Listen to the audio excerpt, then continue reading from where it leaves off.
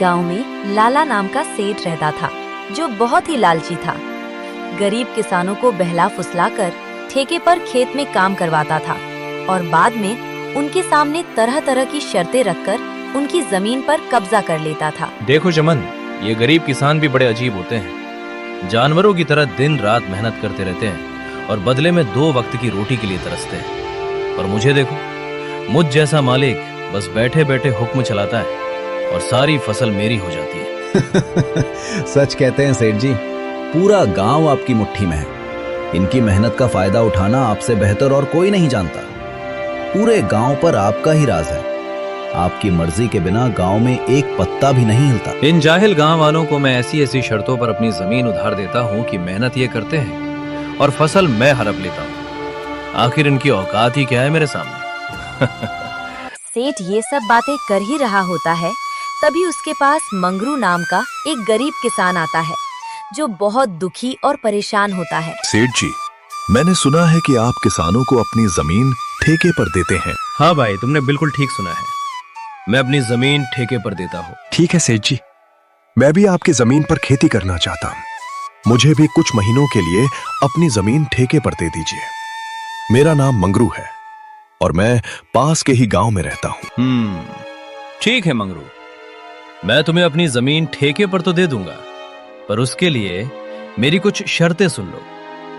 ठीक है मालिक, बताइए क्या शर्त है आपकी? शर्त यह है कि तुम्हें मेरी जमीन पर काम करना होगा और 6 महीने बाद उस जमीन पर जो भी फसल होगी उसका आधा हिस्सा तुम्हारा होगा और आधा हिस्सा मेरा होगा।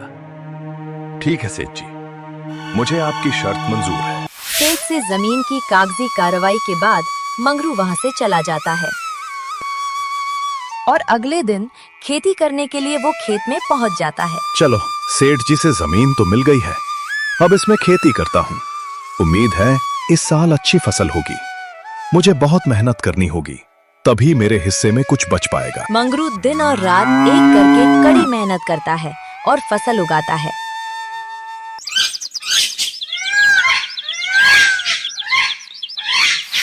कुछ महीनों बाद खेतों में फसल लहलहाने लगती है। मंगरू अब उस फसल की कटाई भी शुरू कर देता है। चलो भाई, इस साल तो बहुत अच्छी फसल हुई है। अगर आज ये फसल सेठ ले जाएगा तो कुछ हिस्सा मेरे भाग में आ ही जाएगा। उससे मेरा घर कुछ दिनों तक चल जाएगा। मंगरू की फसल की कटाई की बात सेठ लाला के कानों तक पहुंची। अरे सेठ जी, सुनते हो क्या? मैंने सुना है आज मंगरू अपनी फसल की कटाई कर रहा है। इस बार मंगरू की फसल बहुत अच्छी हुई है। क्या क्या सच में? ये तो बहुत अच्छी खबर है कि मंगरू आज फसल की कटाई कर रहा है। चलो चलकर देखते हैं। अरे मंगरू, फसल तैयार हो गई है क्या? इस बार तो तुम्हारी फसल काफी अच्छी लग रही है। हाँ सेठ जी, इस बार मैंने गेहूं की फसल लगाई है। बहुत मेहनत करने के बाद ही इतनी अच्छी फसल हुई है।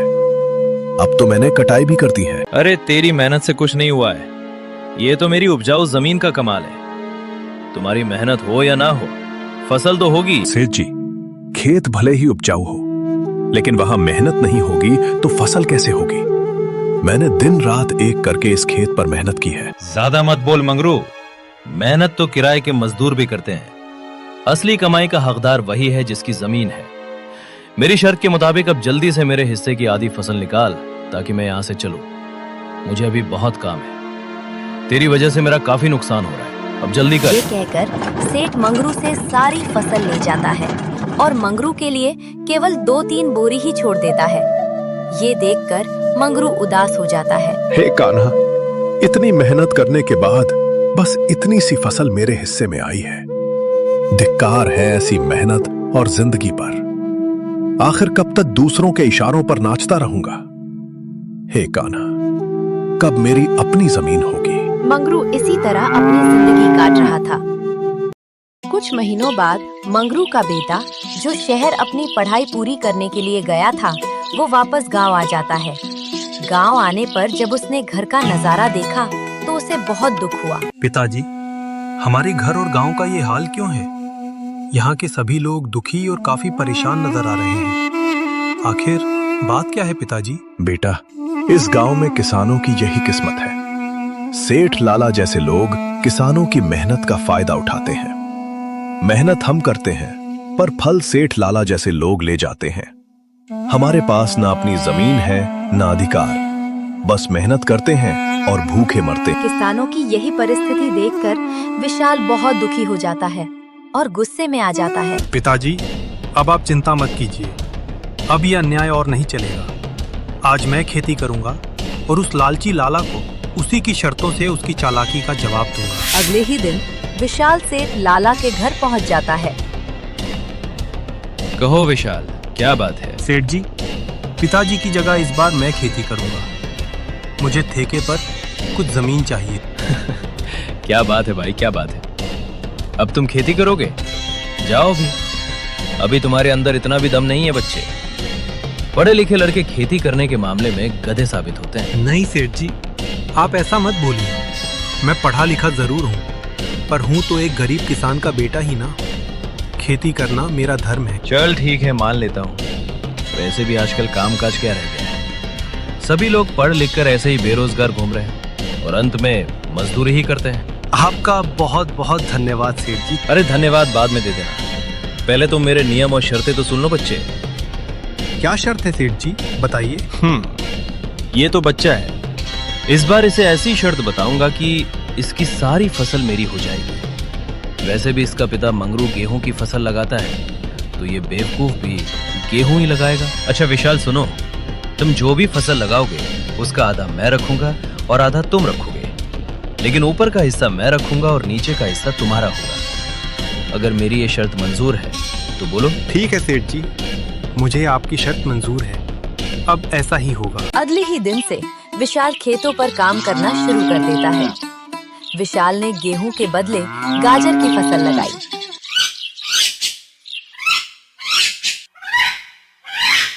और कुछ महीनों बाद फसल तैयार हो गई। अब विशाल अपने खेतों से गाजर निकालने लगा। फसल की खबर सुनते ही सेठ लाला विशाल के पास पहुंच जाता है। अरे विशाल, शर्त याद है ना तुम्हें? आधा मेरा और आधी फसल तुम्हारा। सेठ जी, मुझे सब कुछ अच्छे से याद है। आधा आपका और आधी फसल मेरी। और आपने ये भी कहा था कि नीचे का हिस्सा मेरा और फसल का ऊपरी हिस्सा आपका होगा, तो आप ऊपर का हिस्सा ले सकते हैं। अरे सेठ जी, इसने तो होशियारी कर दी। ये गेहूं की फसल नहीं है, ये तो गाजर की फसल है। अरे ये क्या, इस बार तुमने गाजर उगाई है? हाँ सेठ जी, पिताजी इतने सालों से गेहूं की ही फसल लगा रहे थे, तो मैंने सोचा इस बार गाजर की फसल लगा लेता हूँ। पर अब मैं क्या करूंगा इस घास फूस को लेकर, जबकि सारे गाजर तुम ले रहे हो? यह आपकी ही शर्त है सेठ जी, आपने ही बताई थी, और अब आप अपनी ही शर्त मानने को तैयार नहीं हैं। मैं कुछ नहीं जानता सेठ जी, आप अपना हिस्सा ले जाइए। इस तरह विशाल ने होशियारी दिखाते हुए चालाक और निकम्मे सेठ को मुंह तोड़ जवाब दिया। वो सारे गाजर लेकर घर चला गया और घास फूस सेठ के हिस्से में छोड़ गया। वहीं दूसरी ओर सेठ का मुंह फटा का फटा रह गया। अरे मालिक, पूरे गांव में आज तक किसी ने आपके सामने तो क्या, पीछे भी होशियारी करने की हिम्मत नहीं की, और ये विशाल का बच्चा आपको इतनी आसानी से बेवकूफ बना गया। अरे वो बच्चा मुझे क्या बेवकूफ बनाएगा? आने दो उसे। इस बार तो मैं उसे ऐसा सबक सिखाऊंगा कि मुझे दोबारा उलझाने की कोशिश नहीं करेगा। कुछ दिन के बाद विशाल दोबारा सेठ के घर आता है। कैसे हो सेठ जी? कहो बच्चे, इस बार क्या चाहिए तुम्हें? आपकी जमीन वापस ठेके पर चाहिए सेठ जी। तो मेरी इस बार की भी शर्त सुन लो बच्चे। इस बार तेरी कोई चालाकी नहीं चलेगी। इस बार फसल का नीचे का हिस्सा मैं लूंगा और ऊपर का हिस्सा तेरा होगा। बताओ, तुम्हें मेरी ये शर्त मंजूर है? मुझे मंजूर है सेठ जी, इस बार ऊपर का भाग मेरा ही होगा। इस तरह विशाल सेठ से बात करने के बाद घर आ जाता है और इस बार दोबारा खेती करने की तैयारी में लग जाता है। विशाल इस बार गेहूं की फसल लगाता है।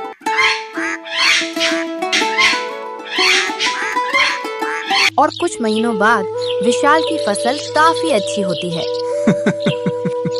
अरे वाह, इस बार गेहूं की फसल खूब अच्छी हुई है। आने दो उस चालाक सेठ को, इस बार उसे अच्छे से मजा चखाऊंगा। कुछ दिन बाद सेठ विशाल के पास आता है। जैसे ही सेठ गेहूं के खेत के पास पहुंचा, ये सब देखकर वो पूरी तरह से हैरान और गुस्से से पागल सा हो गया। अरे ये क्या? इस विशाल के बच्चे ने तो इस बार गेहूं की फसल लगाई है। ये लड़का जितना मैं सोच रहा था उससे कहीं ज्यादा चालाक निकला। इसका कुछ तो करना पड़ेगा। प्रणाम सेठ जी, कैसे हैं आप? देखिए सेठ जी, इस बार मैंने गेहूं की खेती की है और आपकी शर्त के मुताबिक इस फसल का ऊपर का हिस्सा मेरा होगा और निचला हिस्सा आपका होगा। इस तरह विशाल ने अपनी होशियारी से सेठ लाला को दोबारा बेवकूफ बना लिया और सेठ का फिर से पौपट हो गया। ये सब देखकर सेठ को काफी गुस्सा आया। अरे मालिक, इस बच्चे का दिमाग तो देखिए। आप जैसे इतने बड़े चालबाज को इसने फिर से बेवकूफ बना दिया। तुम एकदम सही कह रहे हो चमन। मैं उसे बच्चा ही समझ रहा था और उस बच्चे ने तो मुझे बेवकूफ ही बना दिया। आने दो, इस बार मैं उसे बताता हूँ कि सेठ लाला किसे कहते हैं। विशाल ने गेहूं की कटाई की और सारी फसल अपने घर ले आया। उस फसल का कुछ हिस्सा गांव के जरूरतमंद लोगों में बांट दिया। विशाल और उसका पिता मंगरू दोनों ही बहुत खुश थे। कुछ दिनों बाद फिर से फसल उगाने का समय आया। चलो, आज उस चालाक सेठ से दोबारा मुलाकात करता हूँ और इस साल भी ठेके पर जमीन लेकर फसल उगाता हूँ। देखता हूँ इस बार शर्त में कौन सी कुटिल चाल चलता है। इस तरह विशाल उस चालाक सेठ के पास फिर से पहुँच जाता है। अच्छा, तुम मुझसे मिलने दोबारा आ गए। अब क्या खेल खेलना चाहते हो मुझसे? देखो बच्चे, ज्यादा होशियार बनने की कोशिश मत करना। बच्चे हो, बच्चे की तरह ही रहो। मैं भी लाला हूँ। मुझे कोई होशियारी नहीं आती सेठ जी। मैं तो एक गरीब किसान का बेटा हूँ। होशियार तो आप लोग होते हैं जो गांव के लोगों की मेहनत और मजबूरी का फायदा उठाते हैं। अपनी जीवा पर काबू रख लड़के। तू क्या बक रहा है? तुझे पता भी है तू जिस काम के लिए आया है वही बात कर। यहाँ तेरे जैसे ज्ञान की कोई जरूरत नहीं है। ठीक है सेठ जी, चलो काम की बात करते हैं। मुझे इस बार भी आपकी जमीन ठेके पर चाहिए। बताइए, इस बार आपकी क्या शर्त है? हाँ, शर्त तो है। तू खुद को बड़ा होशियार समझता है ना लड़के। चल, अब इस बार फसल का नीचे का हिस्सा और ऊपर का हिस्सा मेरा होगा और बीच का हिस्सा तेरा होगा। अब बोल, मेरी ये शर्त मंजूर है तुझे? बिल्कुल मंजूर है सेठ जी। मैंने आपकी हर शर्त मानी है, तो ये भी मानूंगा ही सेठ जी। चलो, अब मैं चलता हूँ। मुझे अब फसल उगाने की तैयारी करनी है। लालची सेठ की बातें मानकर विशाल वहाँ से चला जाता है। विशाल फिर से खेती की तैयारी में लग जाता है और इस बार वो केले की फसल लगाता है। इस बार खेत में कौन सी फसल लगाई है बेटा? पिताजी, इस बार मैंने केले की खेती की है। फसल काफी अच्छी हुई है। इस बार भी मुनाफा अच्छा होगा पिताजी। बहुत अच्छी बात है बेटा, तुम ऐसे ही मेहनत करते रहो। मेहनत और समझदारी साथ हो तो कोई भी चालाकी ज्यादा दिन नहीं चलती। कुछ दिनों बाद चालाक सेठ और चमन दोनों दोबारा विशाल के पास आने लगे। सेठ जी, इस बार विशाल का दिमाग चकरा जाएगा। इस बार आपने बहुत ही बढ़िया शर्त रखी है।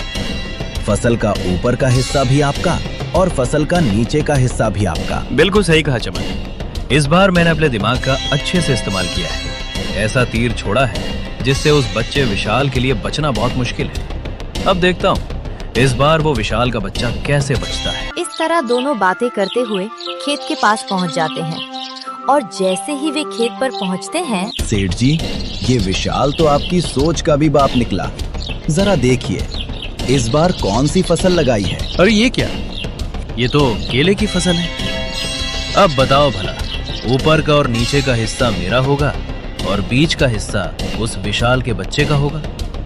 मतलब मेरे हिस्से में इस बार भी घास फूसी आएगी। मैं इस बार भी बेवकूफ बन गया। मान गए इस किसान के बच्चे के दिमाग को।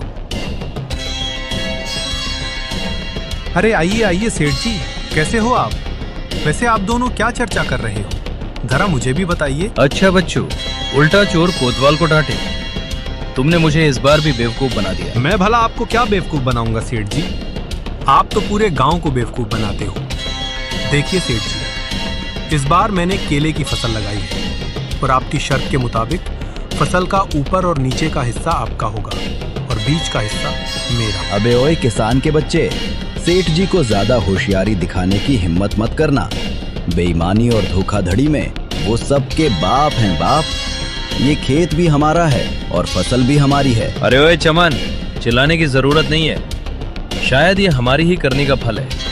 मैंने बोले वाले किसानों को बहुत ठगा है। आज पहली बार किसी ने हमसे लड़ने की हिम्मत की है और इस लड़के ने मेरी आंखें खोल दी हैं। मुझे समझ आ गई, अब से किसी भी किसान को मैं कभी परेशान नहीं करूंगा और सबकी मेहनत का बराबर पैसा दूंगा। जितने भी किसानों की जमीन मेरे पास गिरवी है, मैं वो सब वापस कर दूंगा। सेठ जी, आपने बहुत अच्छी बात कही है।